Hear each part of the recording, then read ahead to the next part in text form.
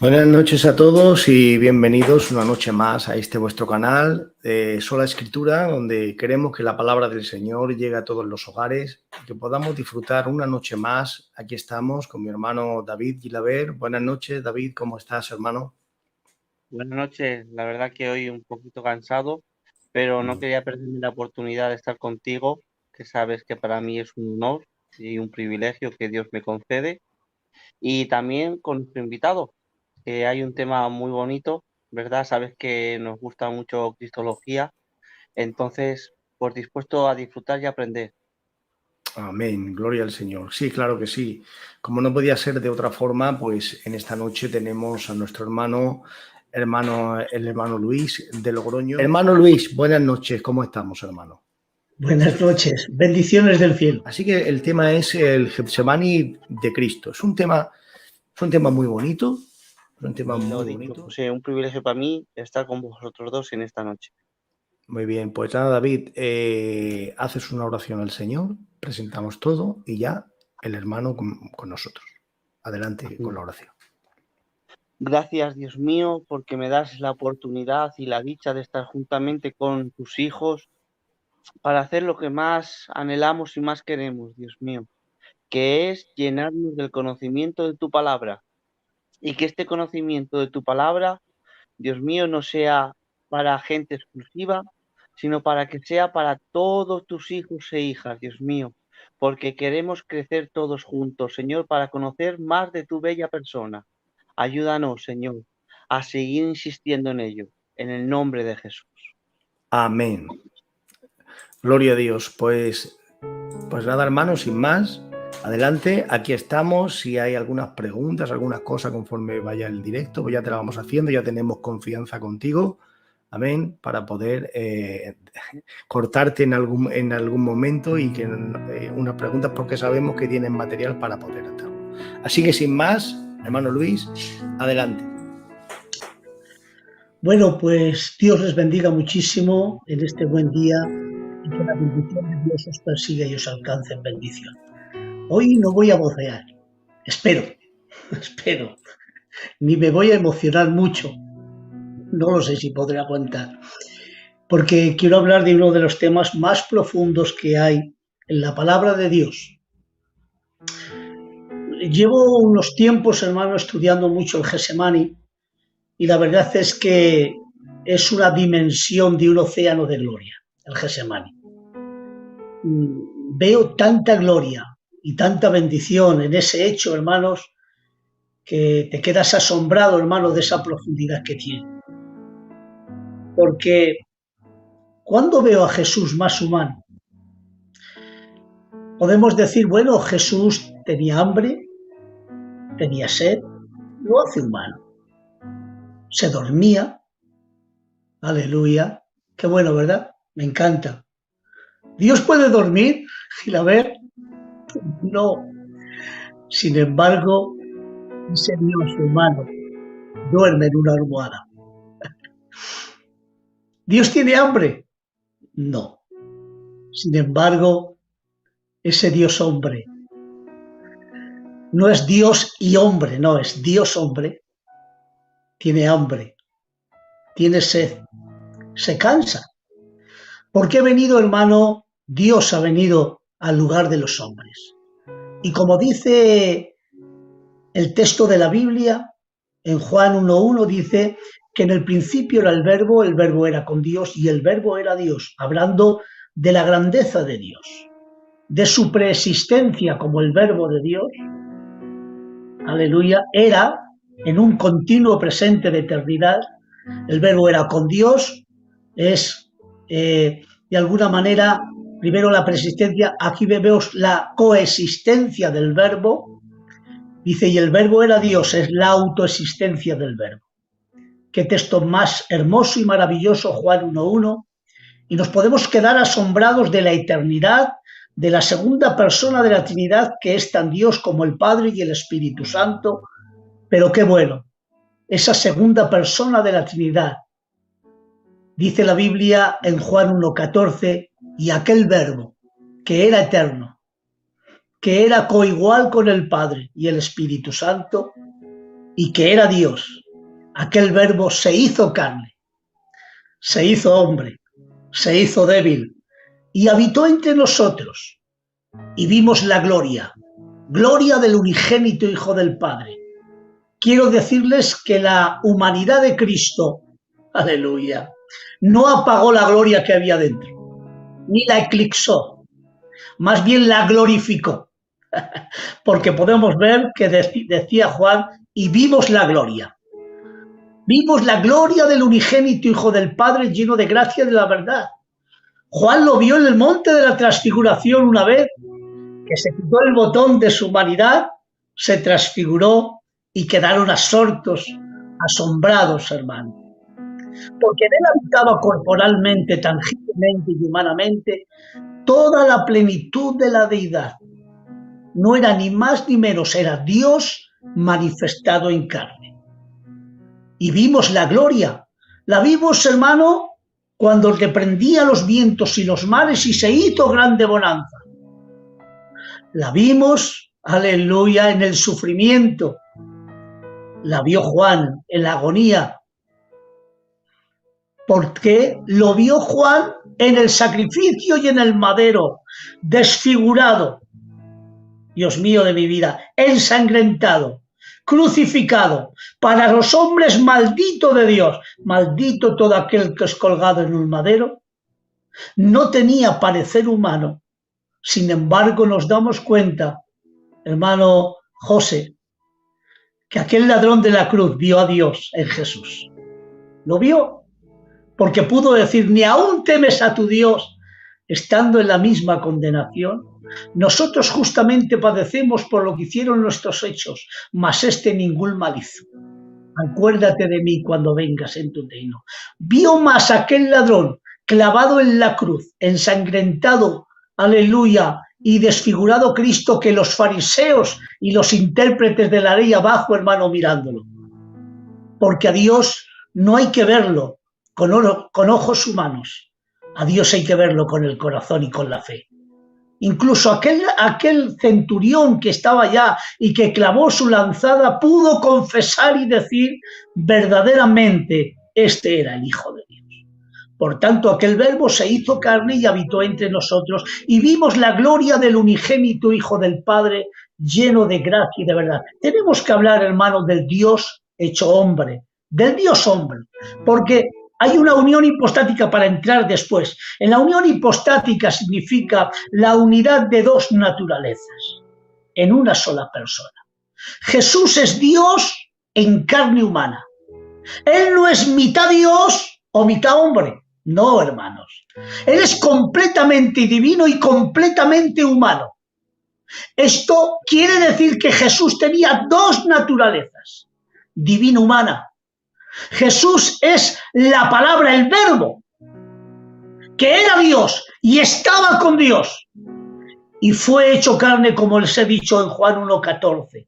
Pero nos dice, esto significa que de la misma persona de Jesús existen una naturaleza humana y una naturaleza divina. La naturaleza humana y la naturaleza divina. La naturaleza humana, aleluya, no fue cambiada, no fueron alteradas. No es meramente un hombre que tenía a Dios dentro, ni un hombre quien se manifestaba el principio de Dios. Él es Dios, la segunda persona de la Trinidad. Es el Hijo, el resplandor de su gloria, la misma imagen de su sustancia. Aleluya. Él es, hermano, la segunda persona de la Trinidad, el resplandor de la gloria, aleluya, el que sustenta todas las cosas con la palabra de su poder. Gloria al Señor. Eso nos lo dice Hebreos 1:3. Las dos naturalezas de Jesús no estaban mezcladas, ni estaban combinadas en una nueva naturaleza. Estaban separadas, pero funcionaban como la unidad en la persona de Jesús. Las dos naturalezas que están separadas porque no se unen entre ellas, sino que se unen en la segunda persona de la Trinidad. Por tanto, tenemos que decir acerca de sus naturalezas que ni la naturaleza divina engrandeció a la humana, si haciéndolo Superman, no, o un superhombre, ni la naturaleza humana rebajó a la divina haciéndole un Dios menor. ¿Han oído bien? Ni la naturaleza divina, aleluya, engrandeció la humana, ni la naturaleza humana rebajó a la divina haciéndole menos Dios. Porque si lo hace menos Dios o no tiene los atributos, deja de ser Dios. Por tanto, en él habitaba corporalmente, como he dicho antes, tangiblemente, humanamente, toda la plenitud de la deidad. Quiero decirles que Jesús es tan Dios, tan Dios, tan Dios como el Padre y el Espíritu Santo, y tan humano como tú. Qué bueno, hermano. Esto a mí me llena el corazón, ese misterio. Yo no lo entiendo, hermano, porque es grande e indiscutible, es el misterio de la piedad. Dios fue manifestado en carne. Para mi mente humana no puedo alcanzar una dimensión tan grande, tan sublime, hermanos. Por tanto, Dios viene al hombre en una dimensión de gracia impensable para el hombre. Quiero decirles que no trates a Jesús con tu lógica humana. Perderás el tiempo. Dios es diferente a lo que tú puedas pensar.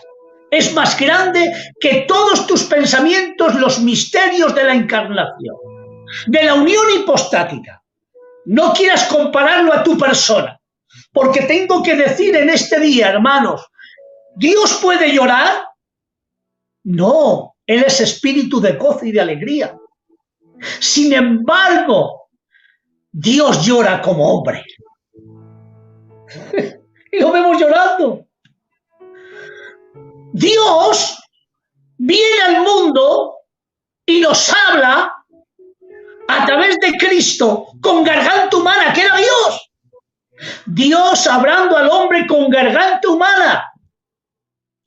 Dios, en esa dimensión tan gloriosa, nos abraza con un abrazo de hombre. Es Dios el que abraza. No se pueden separar. Están unidas en la persona. Por tanto, todo lo que afecte a las naturalezas afecta a su persona. Por tanto, Dios puede abrazar con abrazo al hombre. Aleluya. Por tanto, tenemos que decir que Dios viene al hombre para experimentar, primeramente, sus miserias, mis tentaciones, para sentir mis agonías y morir mi muerte. ¿Han oído bien? Dios viene a experimentar lo que es el hombre al 100%. Aleluya. Por tanto, tenemos que decir, hermano, que esas naturalezas le corresponden a la segunda persona de la Trinidad. No separes su humanidad de su persona, ni su divinidad de su persona. Todo lo que hacía, lo hacía en esa unidad que le llaman la unidad teándrica. Teos, Dios, andros, hombre. Dios, hombre. Gloria al Señor. No se puede separar esas naturalezas de la segunda persona de la Trinidad. Pero cada naturaleza tiene sus propias propiedades. En una están todos los atributos de Dios. Omnisciencia, omnipresencia, omnipotencia, aleluya, inmutabilidad, aleluya, simplicidad. Pero en la otra tiene todos los atributos humanos que un hombre puede tener. Esa naturaleza que asume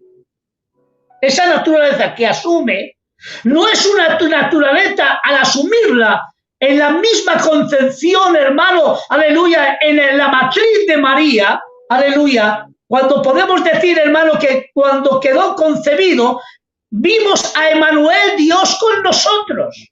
Y desde ese mismo principio era Dios. Aleluya. Por tanto, el ángel le dice, el Espíritu Santo vendrá sobre ti.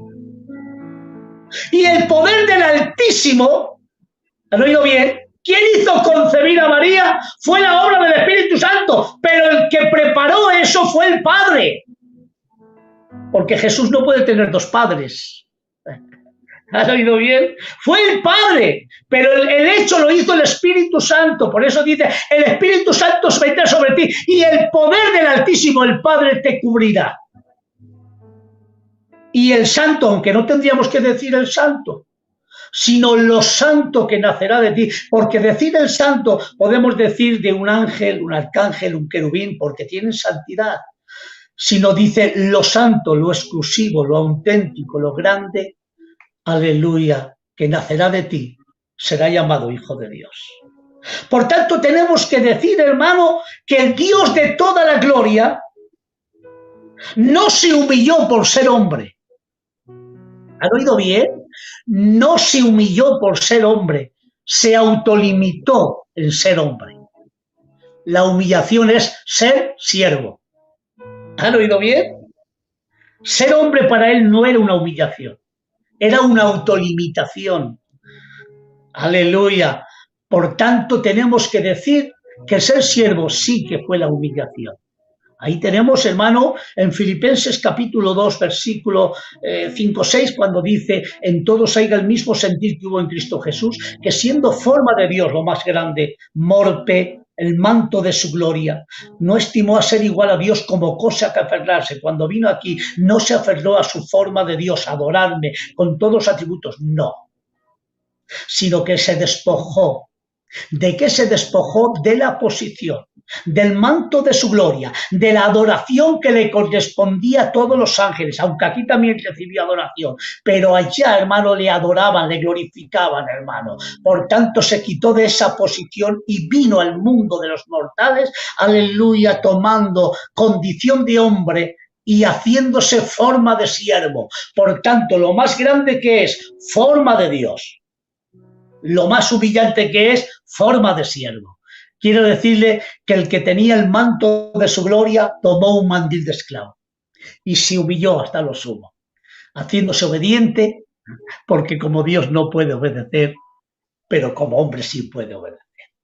Gloria al Señor Jesucristo. Por tanto, tenemos que decir, hermano, que las naturalezas no se oponen, se complementan en la segunda persona de la Trinidad. Por tanto, todo lo que afecta a sus naturalezas afecta a su persona. Por tanto, tenemos que decir que cuando vimos a Jesús, vimos la gloria del unigénito Hijo del Padre, lleno de gracia y de verdad. Cristo es la revelación plena y auténtica de la persona de Dios. El que ve a Cristo, ve a Dios completamente. Por eso le dijo Felipe, muéstranos al Padre y nos basta. Y le dice, tanto tiempo conmigo y todavía no me conoces, que el que me ha visto a mí ha visto al Padre. ¿No sabes que el Padre está en mí, yo estoy en él, y yo y el Padre una cosa somos? Una sola naturaleza, una misma esencia, una misma sustancia, aunque diferentes en personas, pero tienen la misma naturaleza, la misma esencia y la misma sustancia. Y la misma voluntad. En Dios no hay tres voluntades, en Dios hay una sola voluntad, que es la voluntad del ser de Dios. Por tanto, tenemos que decir, hermano, que vamos a entrar ya, como les he dicho, hermano, ¿dónde veo a Jesús más humano? A Jesús lo veo más humano en el Getsemaní. No lo veo tan solo porque duerme, se cansa, aunque ha venido al mundo de los mortales, al mundo de los humanos, al mundo de los hombres, se ha hecho igual a ellos, semejante, no es igual. Me pueden decir, ¿y por qué no es igual? Bueno, la Biblia nos enseña en Filipenses que Cristo es igual al Padre y semejante a nosotros. Vamos a ver las características que son diferentes entre lo igual y lo semejante. Lo igual es de lo mismo, hermano. Semejante es que tiene cualidades semejantes, pero no es todo igual. Por tanto, tenemos que decir que Adán es alma viviente. Jesús es espíritu vivificante, ya no es igual, es semejante. Más, Adán es persona humana. ¿Es así, José? Jesús es persona divina. Él no es persona humana. Que lo escuchen. Él no es persona humana. Él antecedió eternamente a su humanidad. Por tanto, lo que se engendró es la persona. Esa persona es divina, es eterna. Su humanidad no es eterna. Su humanidad nació en su persona, pero su persona era antes que su humanidad. Por tanto, Adán es persona humana, Jesús es persona divina. Adán es inocente, pero pecable. Sin embargo, Cristo es inocente, santo, impecable. Él es completamente impecable. Aleluya. ¿Por qué es impecable? Es impecable porque lo que había dentro era la persona, la segunda persona de la Trinidad. Y si decimos, lo he dicho, hermano, bien dicho, hermanos, que todo lo que afecte a sus naturalezas afecta a su persona, por tomar o asumir una naturaleza humana, no los rebaja. ¿Me entiendes? Y yo digo, ¿por qué? ¿Habrá una humanidad más santa que la humanidad de Cristo, que se une a su persona y comparte con su naturaleza divina? No puede haber por cercanía más santo que la humanidad de Jesús. Bendigo tu nombre. Y que esa humanidad vivirá con Jesús eternamente. Es que esa humanidad le pertenece a Él. Es suya propia. Porque Jesús nació. El Dios de toda la gloria nació como humano, siendo divino y eternamente. Por tanto, esa naturaleza es suya, le pertenece eternamente. Y eternamente, hermano José, hermano David, lo veremos humanamente en el cielo. Es lo que dice, hermano, el capítulo 22, cuando dice el trono de Dios y del Cordero. Eso le llaman el estado eterno. Cuando hablamos del Cordero en toda el Apocalipsis, hablamos de su humanidad, el Cordero. Porque es el libro de Apocalipsis, no tendríamos que hablarle solo como el libro de la Revelación, sino como el libro del Cordero. Por tanto, tenemos que decir que Jesús no es igual, es semejante a los hombres. Aleluya. Adán es cabeza federal de toda la humanidad caída. Jesús es cabeza federal de la nueva creación. Adán fue un hombre que quiso ser Dios. Jesús es Dios que llegó a ser hombre sin dejar de ser Dios. Por tanto, tenemos que decir que cuando veo a Jesús más humano, a Jesús lo veo más humano en el Getsemaní. ¿Por qué? Porque ahí está, hermano, el dolor más agónico que nosotros podemos sentir, porque sintió todas tus agonías, todas tus tristezas, todas tus angustias para ser fiel sumo sacerdote. Y nos lo dice en Hebreos, hermano. Hebreos, hermano, que es una de las epístolas cristológicas más grandes que hay, nos lo dice, hermanos, en Hebreos 5, capítulo 7. Y Cristo, en los días de su carne, ofreciendo ruegos y súplicas con gran clamor y lágrimas. Ahí lo veo humano. Dios llorando humanamente. Ahí estaba. Era su persona quien lloraba a través de su humanidad. Experimentaba la angustia, la agonía, la tristeza, hermanos. Oh, Dios mío de mi vida. Esto no hay dinero para pagar. Ver a Jesús allá, agonizando. Aleluya, suplicando al Padre. Porque quiero decirles desde aquí. La cruz, ahí va, la cruz es el resultado del Getsemaní. Si no hay Getsemaní, no hay cruz. La decisión se tomó en el Getsemaní. El sacrificio fue en la cruz. Por tanto, en el Getsemaní la cruz es el resultado del Getsemaní más profundo y agónico. Aleluya. Ahí sintió, hermano, donde tenía que beber la copa de la ira.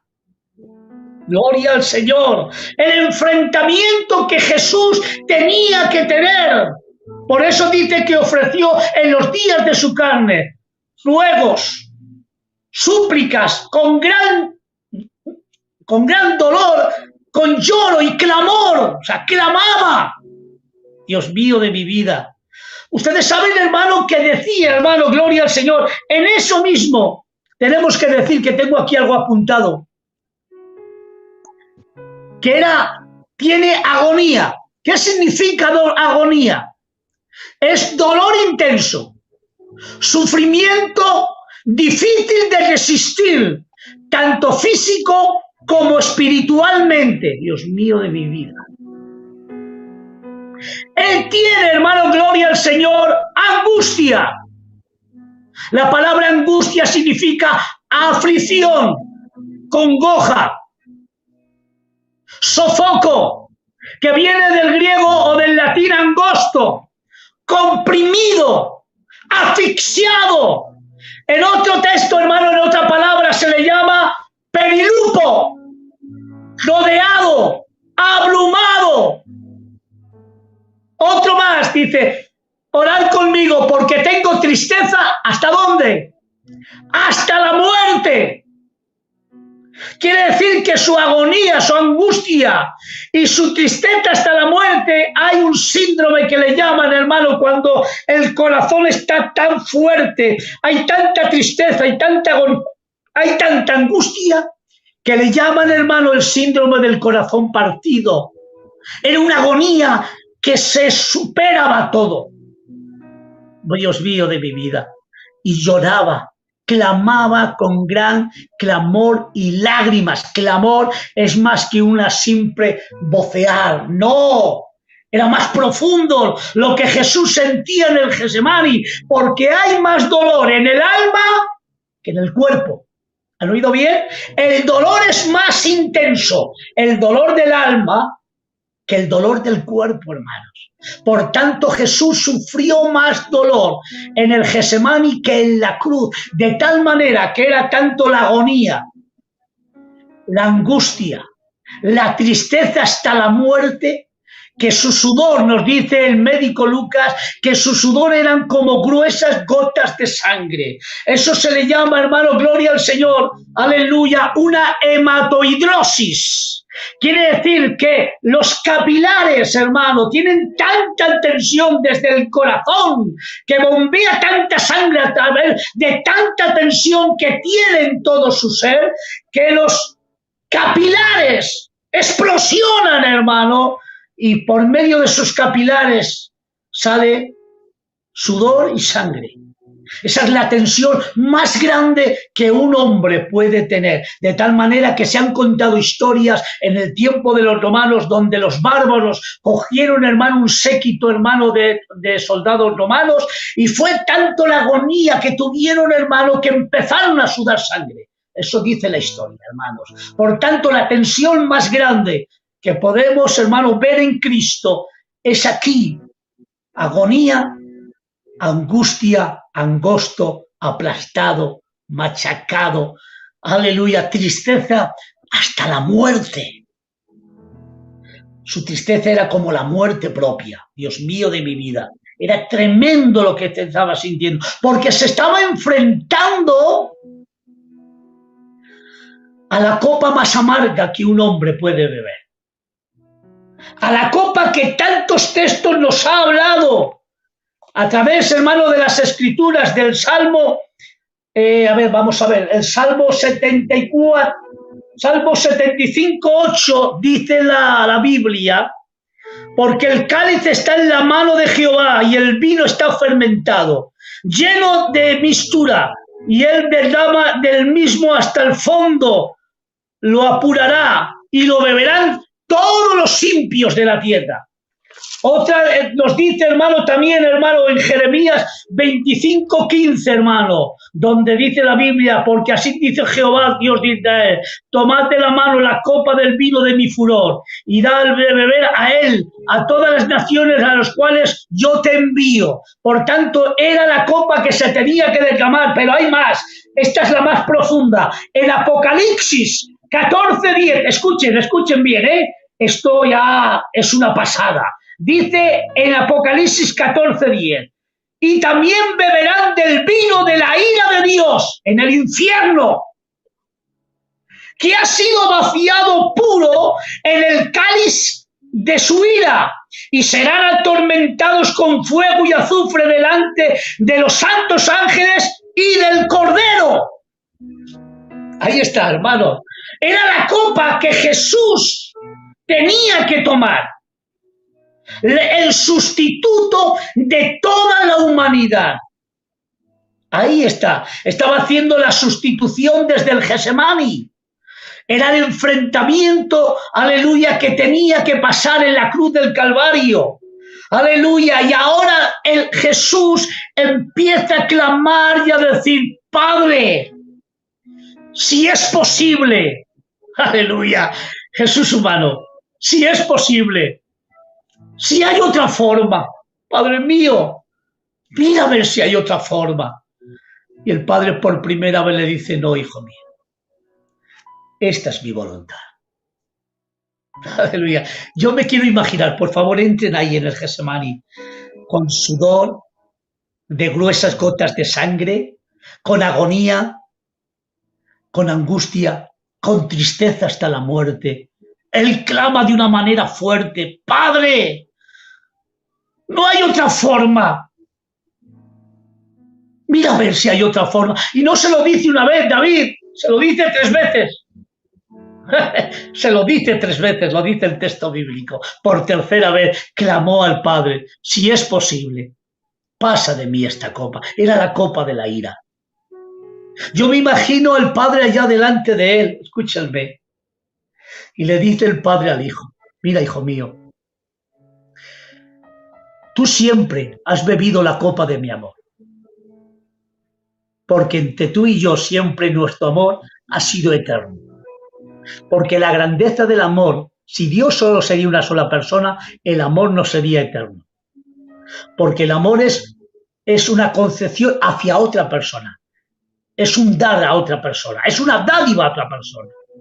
Por tanto, al haber 3 personas, entonces el amor es eterno. Aleluya. Por tanto, hermano, el Padre le estaba diciendo al Hijo, mira, hijo mío, si tú tomas, como siempre hemos tomado la copa de mi amor, David, José Catral y todo el mundo beberán de la copa de mi ira. Porque tú y yo siempre hemos bebido de la misma copa de amor. Si tú bebes la copa de mi amor como siempre, ellos beberán la copa de mi ira. Pero si tú tomas la copa de mi ira, ellos beberán la copa de mi amor. Mi gracia será tan fuerte, aleluya, porque la base de toda gracia está en la cruz del Calvario. Ellos beberán la copa de mi amor. Por tanto, cuando Jesús está escuchando esto de alguna manera, empieza a decir, pues no se haga mi voluntad, sino la tuya. Aleluya. Estaba diciendo, no a mí, no a mi voluntad, sino a la tuya. En esa voluntad, nosotros todos hemos sido salvos. Ahí está, hermanos. Por eso, este texto, categóricamente, tenemos que decir que aquí salta, aleluya, que en Cristo hubo 2 voluntades, una divina y otra humana, porque la voluntad es una potencia natural de la naturaleza, no de la persona, sino desde la naturaleza. ¿Jesús tuvo alma, sí o no? David. Claro. José, tuvo alma. ¿De qué está compuesta el alma? De intelecto, emoción y voluntad.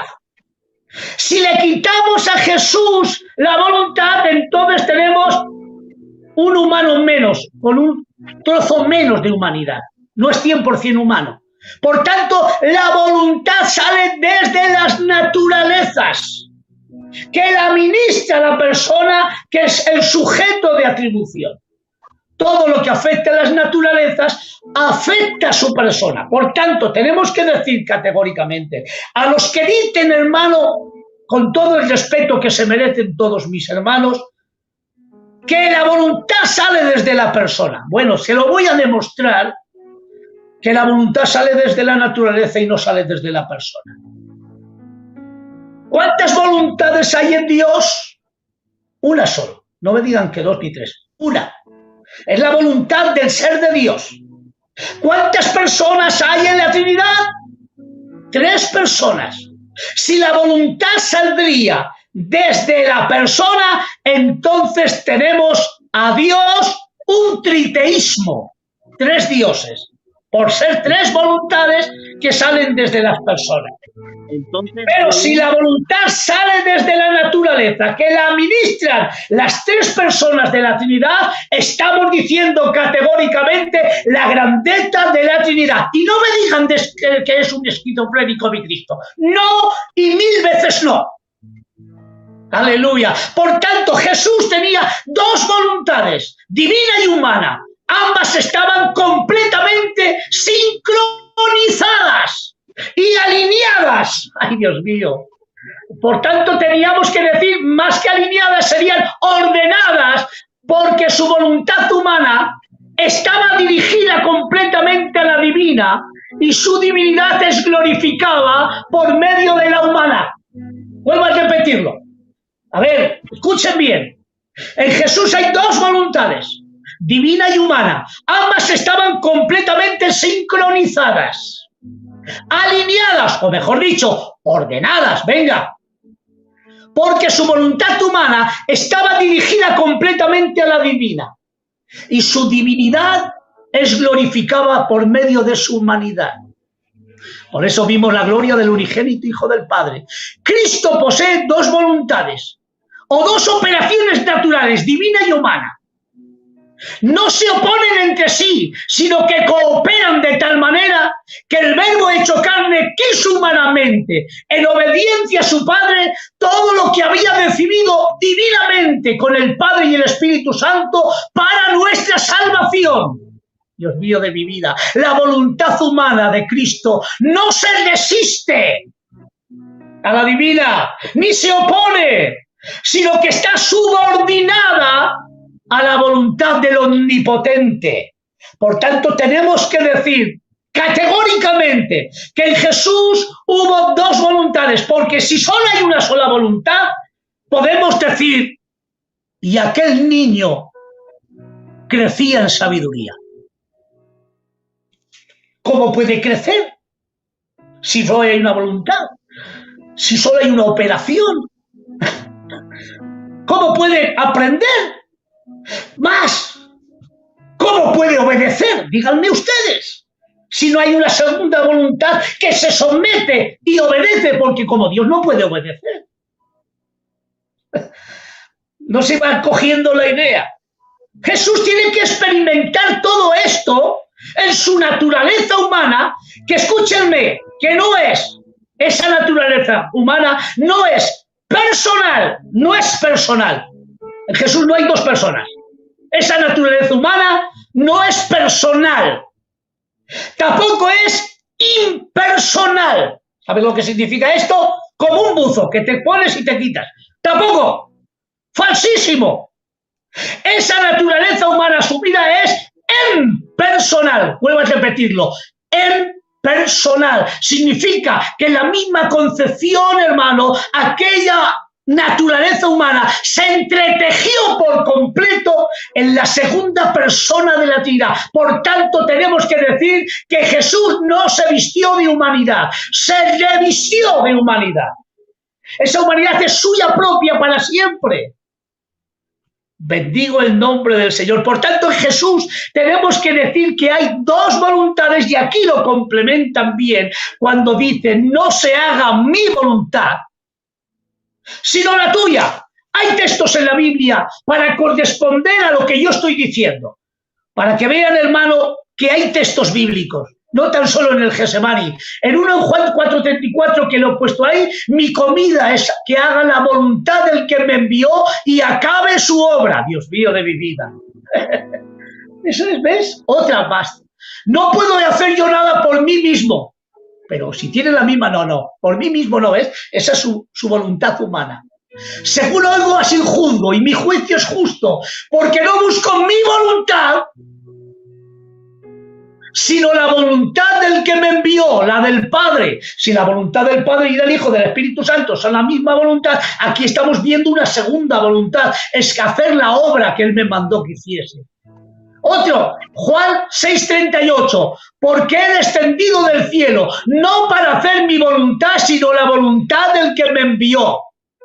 Otro más tiempo, otro, Juan 5:19, de cierto digo que no puede el Hijo hacer nada por sí mismo, sino que todo lo que ve hacer el Padre, porque todo lo que hace el Padre hace también el Hijo y lo hace.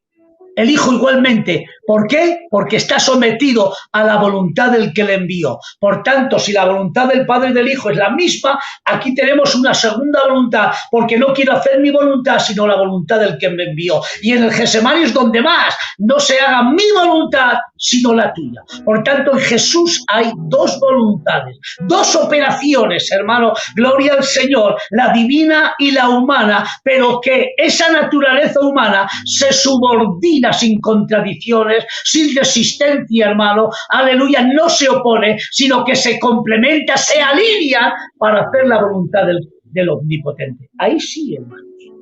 Ese es todo el texto bíblico, porque si no hay una segunda voluntad,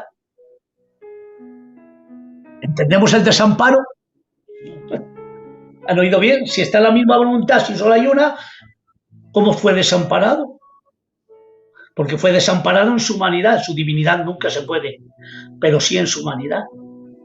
Por tanto, tenemos que decir que en Jesús hubo dos voluntades. Hay muchos más, pero no quiero pararme aquí, aleluya, sino dar un poquitín, que después, si quieres, pues matizaremos un poquitín más, hermano, porque quiero que complementen bien que en Jesús hay dos voluntades. Y hermano, los que creen en una sola voluntad, con todos mis respetos, ya desde el siglo V, VI, me parece, desde el concilio de Constantinopla, hermanos, fue declarada como herejía. La primera, hermano, fue el monofisismo. El monofisismo era una sola naturaleza, una sola voluntad, una sola persona, y es así. Pero sin embargo, hermano, se confundieron el monofisismo. Después, hermano, para congraciarse con el monofisismo, salió las dos naturalezas con una sola voluntad.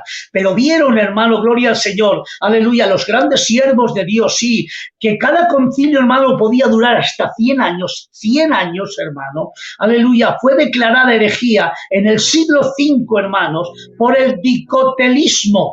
El dicotelismo, hermano, es la creencia original de las dos voluntades en Cristo y se quitó el monotelismo de una sola voluntad, hermano, y se declaró como herética. ¿Por qué? Porque el dicotelismo es bíblico, mientras que el monotelismo no hay ni tan siquiera un texto bíblico para esta creencia. Por tanto, hermano, tenemos que decir originalmente que en Cristo hay dos voluntades. No obligo a nadie a que crea en mí. Yo solo les pido, como ha dicho mi hermano José de Catral, estúdienlo. No me hagan caso a mí. Estúdienlo. Quítense todo lo que tengan ahí y con una mente libre y santa, estudien, hermano, las dos voluntades en Cristo. Aleluya. Gloria al Señor. Por tanto, en esa voluntad que dice no se haga mi voluntad, sino la tuya, nosotros hemos sido salvos. Por tanto, hermano, el dolor era agónico en el Getsemaní. Su sudor eran como gruesas gotas de sangre. Porque escúchenme, hermanos, nosotros tenemos un dolor pasado y un dolor presente, pero no sabemos el dolor futuro. Pero Jesús sabía el dolor pasado, el dolor presente y el dolor futuro. El dolor era tremendo, hermanos. Les voy a decir algo más fuerte. Me atrevo a decirlo hoy, porque son mis amigos y aquí se queda todo. ¿Por qué lloraba Jesús en los días de su carne con gran clamor y lágrimas aquel que le podía librar de la muerte? Dios mío de mi vida. Esto es tremendo. ¿Por qué? Ustedes saben que en Jesús, en las naturalezas, hay una doctrina que le llaman cristológica, que es comunicación de propiedades. Su divinidad lo sabe todo, pero su humanidad no lo sabe todo. Hay cosas, hermano, que a través de su divinidad y su persona le comunicaban a su humanidad. Por tanto, podemos decir que en un texto de la Biblia nos dice, cuando la mujer de flujo de sangre, hermano José Catral, dice ¿Quién me ha tocado que de mí ha salido poder? ¿Lo sabía Jesús? No. En su humanidad no lo sabía, en su divinidad lo sabía de sobra, pero no se le comunicó quién era. El poder había salido, pero no se le comunicó quién era. Por eso hay un texto de la Biblia que dice: nadie sabe la venida del Hijo del Hombre, ni los ángeles, ni tan siquiera el Hijo del Hombre. ¿Ves? Entonces su humanidad no lo sabía todo, su divinidad sí lo sabía todo. Cuando los días de su carne lloró con gran clamor y lágrimas, ahí va, Jesús sabía el sacrificio, sabía los golpes, sabía el desamparo, pero no sabía cómo Dios iba a solucionar el problema. ¿Han oído bien? Sabía todo, pero no se le comunicó cómo Dios iba a solucionar el problema. Por eso, en el desamparo tan fuerte que Jesús sintió, Dios mío, de mi vida, porque era el sustituto de toda la humanidad. Él cargó con mi pecado para que yo sea cargado con su justicia.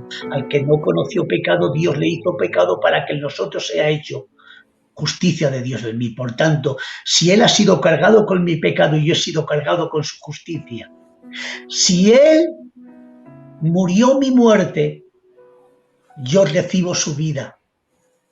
Si Él sufrió mi maldición, porque maldito todo aquel que es colgado en un madero, yo recibo la bendición de Dios, porque hemos sido bendecidos con toda bendición espiritual en los lugares celestiales en Cristo. Más fuerte, si Él sufrió mi infierno cualitativamente, en calidad, yo voy a gozar de su cielo en cantidades eternas.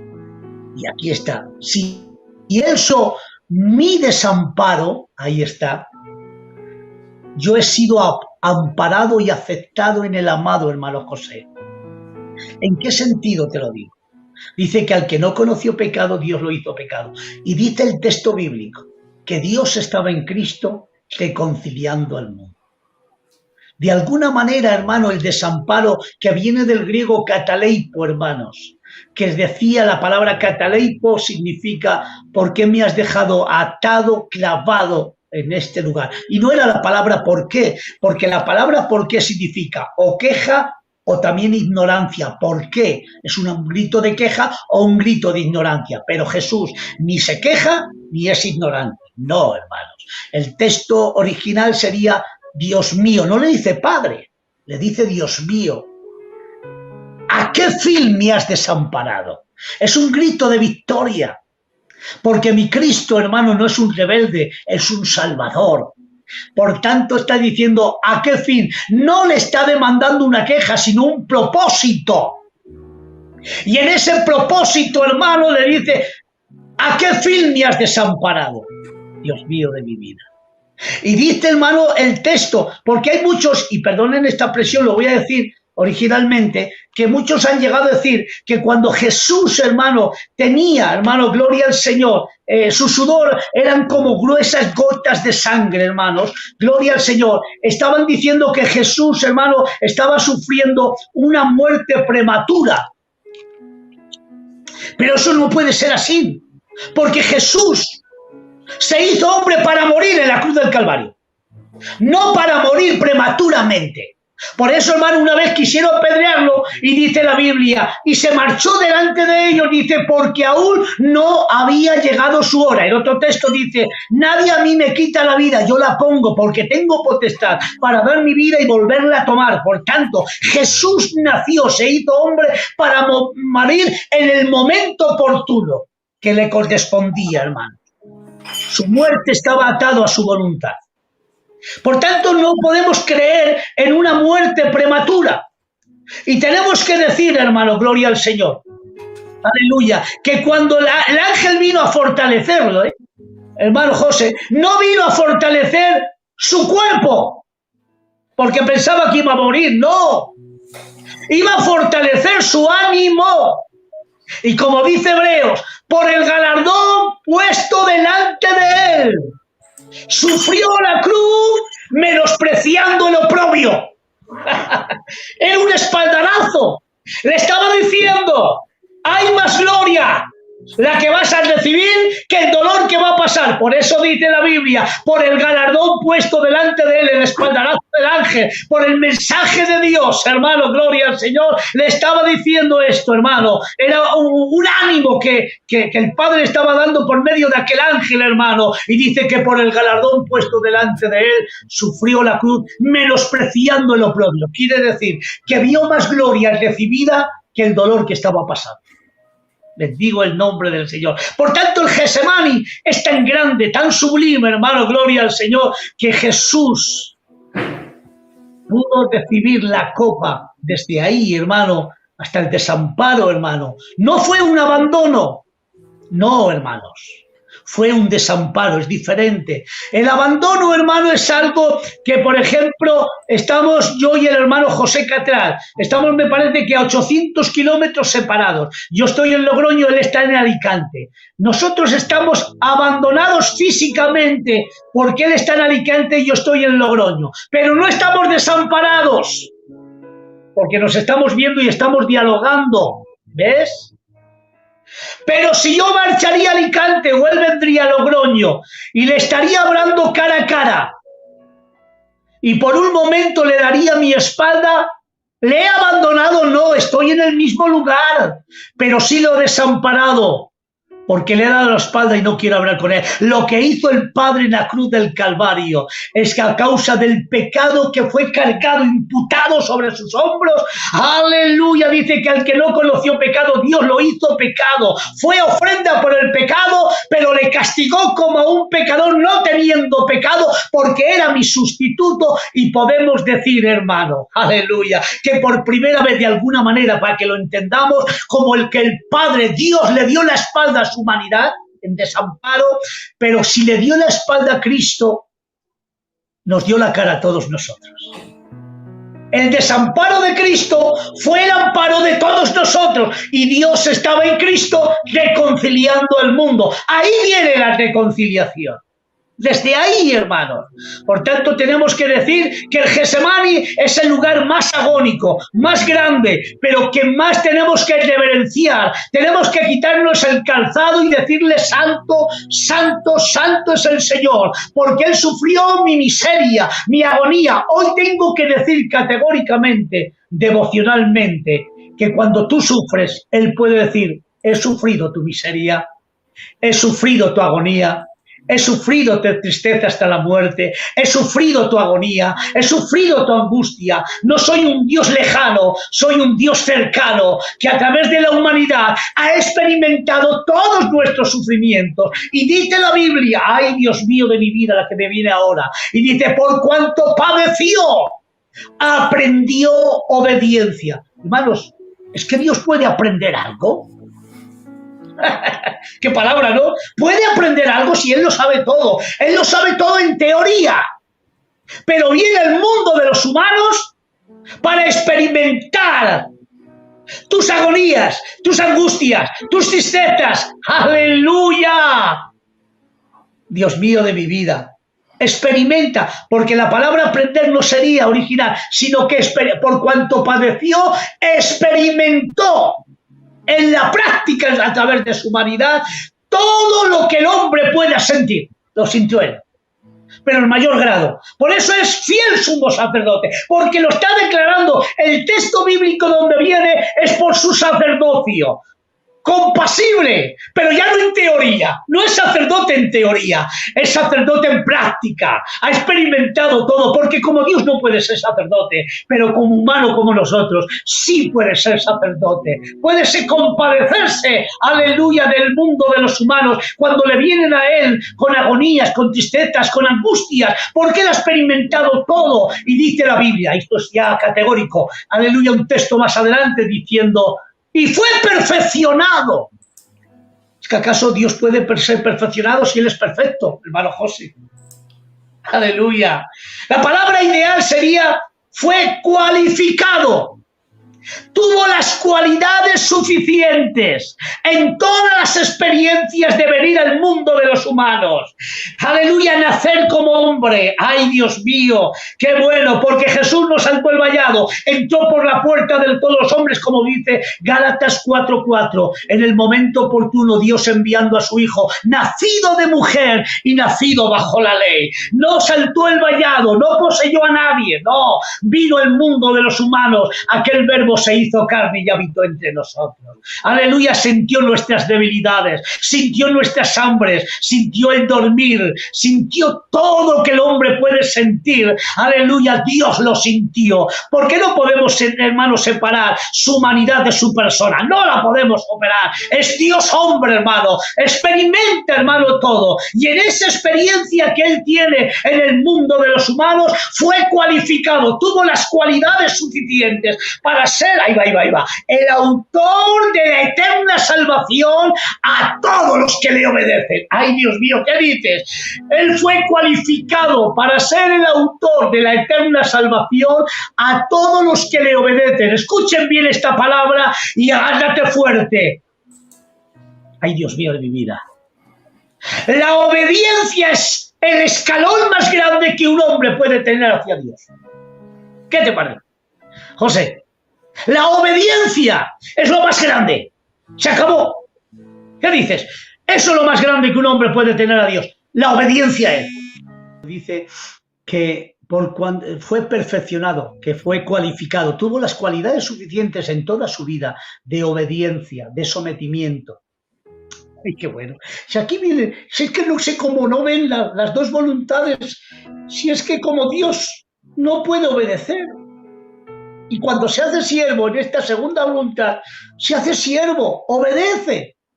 Ahí está la segunda voluntad. Si es que es categórico ahí, hermanos. Aleluya. Si eso solo sería, porque si no sería una falacia. Pero no, hermanos, lo estamos viendo, dice, y fue perfeccionado. O sea, tuvo las cualidades suficientes para ser el autor de la eterna salvación a todos los que le obedecen. Por eso he dicho que la obediencia es el escalón más grande que un hombre puede alcanzar. Me dejan decir una palabra fuerte.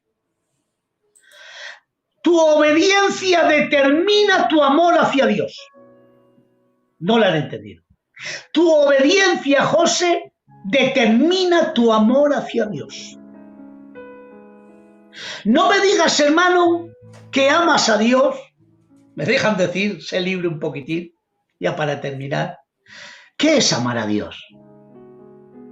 Ponerte, hermano, a la luz de la luna, con una guitarra bonita, y cantar como un delfín vigoroso, que va cantando gozoso, embriagado de amores. Eso es sentimentalismo barato. Eso no vale. Es tu obediencia quien determina tu amor hacia Dios. El que me ama, ¿qué dice? Mis mandamientos guardará. Es tu obediencia lo que te determina tu amor hacia Dios, porque si digo que amo a Dios y no le obedezco, tú no amas a Dios.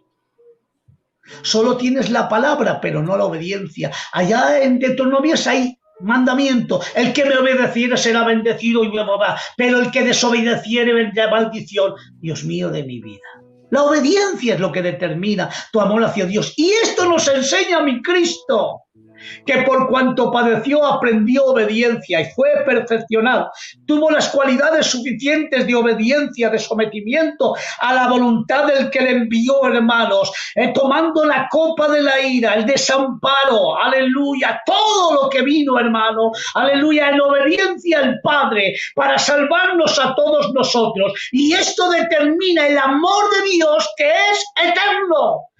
Y si usted quiere parecerse a Dios, hermano, no hace falta que cante tan canciones bonitas, que amén si las cantas para Dios, pero eso no determina tu amor hacia Dios. Es que le obedezcas, que lo ames, que sea Jesús tu modelo a seguir. Por eso dice que fue cualificado para ser el autor, quiere decir el modelo a seguir, la mayor figura, tu mayor grandeza, todo lo que puedas determinar, hermano, aleluya, fue, hermano, gloria al Señor. Y nos dice la Biblia, aleluya, que fue fue el autor de la eterna salvación a todos los que le obedecen. ¿Me dejan decir por qué David fue conforme el corazón de Dios? Piénsenlo. David fue conforme el corazón de Dios, he oído por ahí, por su arrepentimiento. No. Y 1000 veces no. Miren lo que dice, hermano, que yo lo voy a decir con Biblia, José, que igual no te has parado por aquí, aunque creo que sí, hermanos.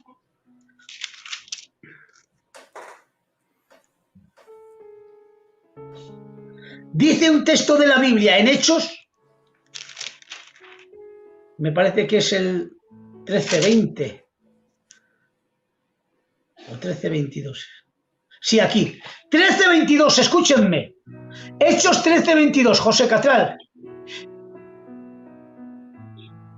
Quitado este, que era Saúl, les levantó por rey a David, quien dio también testimonio diciendo: he hallado a David, hijo de Isaí, varón conforme a mi corazón. Y ahora dice: ¿quién hará? Porque hará todo lo que yo quiero. Otro texto. Y he llamado a un hijo de Isaí llamado David, que es conforme mi corazón, porque hará mi voluntad. Otro texto, en otra traducción: he escogido a un hombre que es conforme mi corazón, porque hará todo lo que yo quiero que haga. Dios mío de mi vida. ¿Por qué era conforme el corazón? Por su obediencia. ¿Quieres ser conforme el corazón de Dios? Parécete a Cristo. Que no se haga tu voluntad, porque la obediencia es no hacer mi voluntad, sino la voluntad del que me envió. Aquí, ¿te has dado cuenta ahí? Es quitarme mi voluntad para hacer la suya. ¿Quién de los dos hijos fue más obediente? ¿El que dijo sí o el que dijo no pero marchó? ¿Quién hizo la voluntad del Padre? ¿Quién fue obediente? ¿El emocionista o aquel que dijo no está bien, me voy? Porque no quiso hacer su voluntad, sino la voluntad de su Padre. Por tanto, tenemos que decir que Cristo sea tu admiración, tu modelo a seguir, tu grandeza. Eso sea Cristo para ti. Que tu Getsemani puedas confiar en Él, porque ha pasado todos tus padecimientos, todas tus aflicciones, y Él es fiel sumo sacerdote eterno, según el orden de Melquisedec. Que Dios me los bendiga muchísimo.